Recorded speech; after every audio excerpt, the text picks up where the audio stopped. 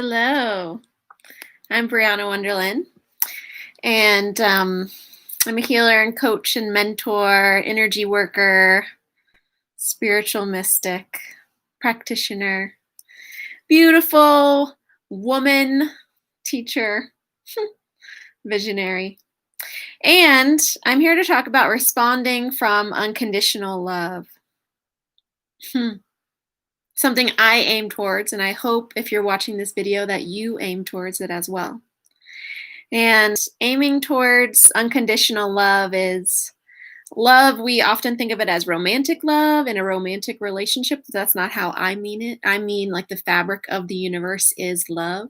And that means it's this place of unconditional existence. So, no matter, so having no conditions on existence, right? So, having no conditions on how someone is showing up in front of you or how they exist. Now, this gets very complicated because we also need personal boundaries, and oftentimes standing up for your own personal boundaries or being in integrity with yourself can help other people in relationship to you also find that sense of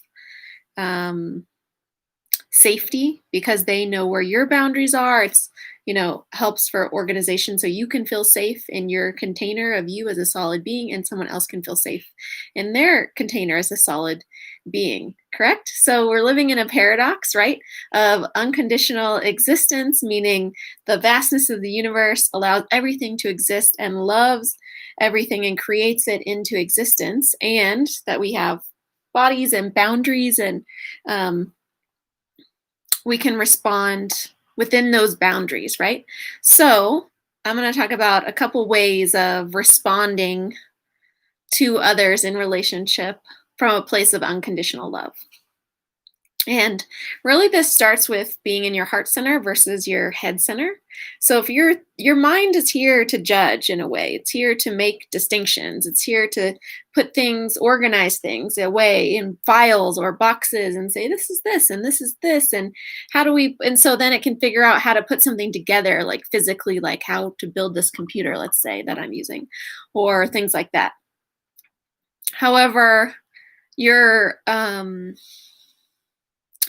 you also are a human being, right? And we want to respond to people in relationships. We're not trying to fix a problem because people are not problems, let's say, to fix. Although finding solutions to problems that are arising is awesome. However, one way to do that is to not be in your mind. You want your mind to be a servant of your intuition and a servant of your heart, not the one that's leading the show. And in the Western world right now, we see the mind leading the show all the time. All the time, it's trying to fix problems, create problems, fix more problems, create more problems, and it's running itself in a little loop, right? So we want to break that loop. And so centering yourself in your heart, right? There is a lot in your heart, and it can respond beautifully because your heart is a place of affinity and love and openness to other human beings as parts of itself. And the heart is also a gateway for your soul, and the soul connects with people in a more unlimited way than our bodies connect with people. But we want both, right? We need both. And connecting from our heart also means respecting the integrity and boundaries of other people. So let's just put this into context. If you have a practice of centering in your heart, you will learn how to distinguish the energy signature or the frequency or the way it feels in your heart versus when you're in your head in relationship with others, okay? So we want to change our center of attention, our locus of attention, from this mind place, front of the head, to this heart place, right?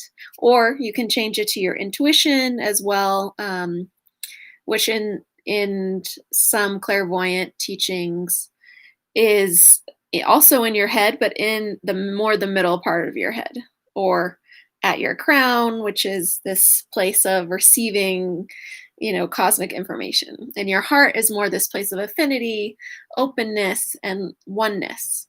Okay? So when we're in oneness with another person, that's how we really receive them in unconditional love.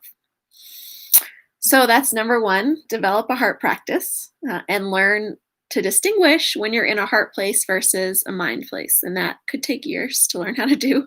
But you can also just do it very simply, right? Coming into presence, breathing into your heart, noticing your heart, coming back to the feeling of your heart.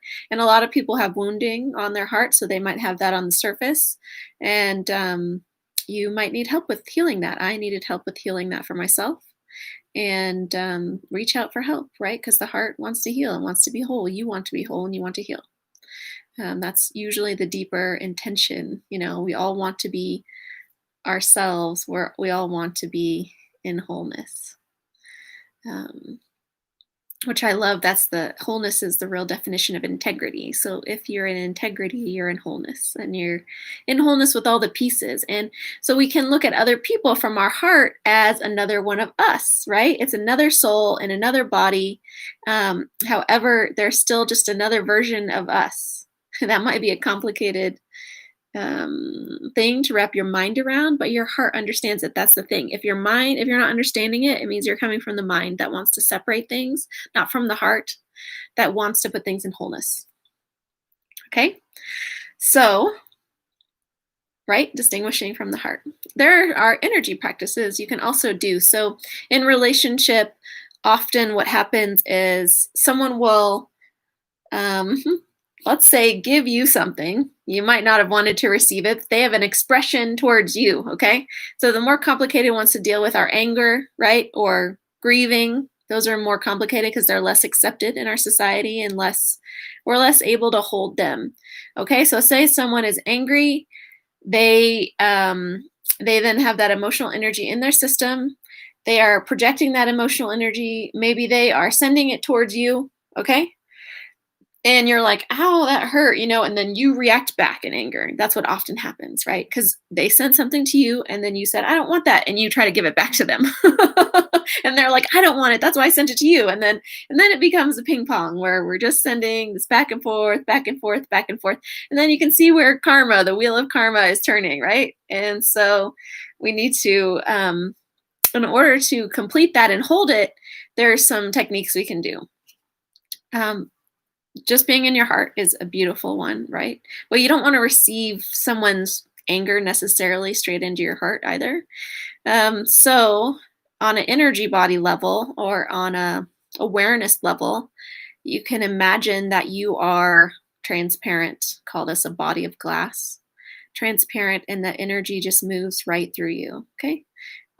If you do Aikido or some kind of martial arts where you might if someone's coming towards you in an attack and you block them, but you block them to the side so that you're not hurting them, but you're just moving the energy that they're bringing towards you. It's just like that, except for you're doing it in your emotional body as well. So, body of glass, you're invisible. Your energy body, you're not invisible as a being, but your energy body is clear. That's why it's called a body of glass. And just like all light, all energy is light, all emotional energy is light, just different frequencies of light, then that anger can just, like sunlight, go right through the glass of your energy body out to the other side. No problem, right?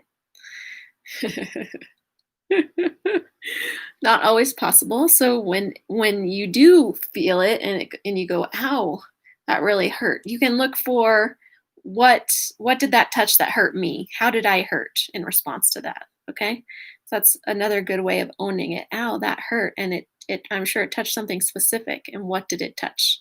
So then you're holding it. You're not just reacting, and you're saying, "Ow, that hit me somewhere. Where did it hit me?" Just like if someone punched you in the face and you weren't about to punch them back, let's say you're a pacifist in this moment, then you might say, "Ow, that really hurt right there."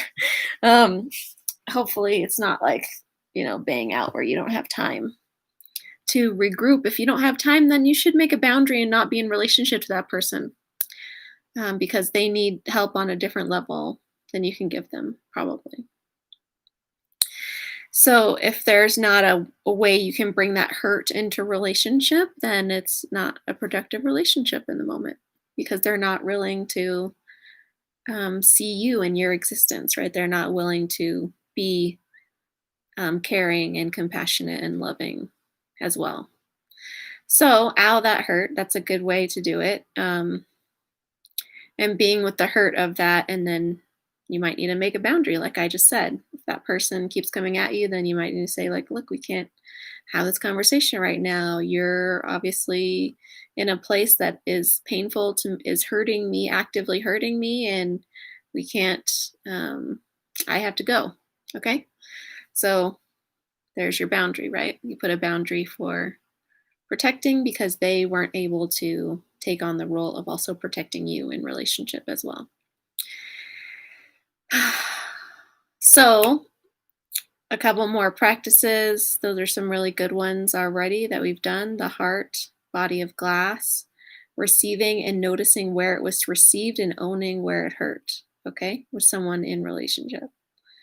Um, then you don't want to hold on to that energy, even if you received it and it hurt.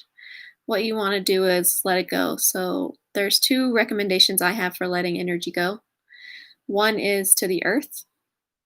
Um, so I do a practice with connecting your body to the earth and to your highest intelligence as well.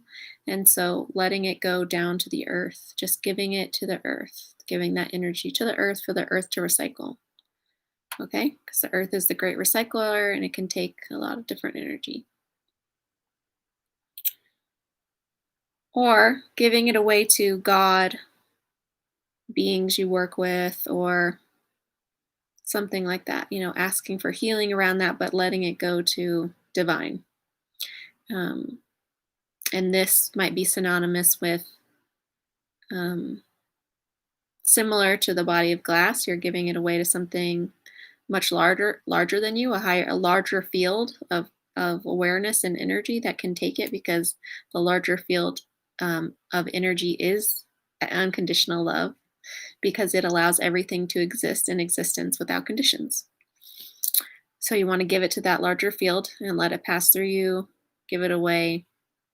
That's a beautiful one as well. And then bring in your own energy. So it's good to cultivate a practice of energy entering your body and refilling you as well.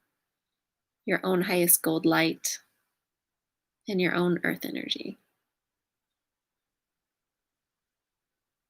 or the energy of your own soul, your own gateway to divine and the spark that lives you. Thank you so much for listening to this short talk on responding from unconditional love.